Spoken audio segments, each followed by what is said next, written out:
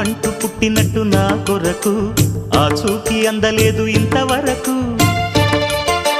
వచ్చింది గాని ఈడు ఒంటి వరకు వేధించలేదు నన్ను జంట కొరకు. చూశాక ఒక్కసారి ఇంత వెలుగు నా వంక రాను అంది కంటి కునుకు.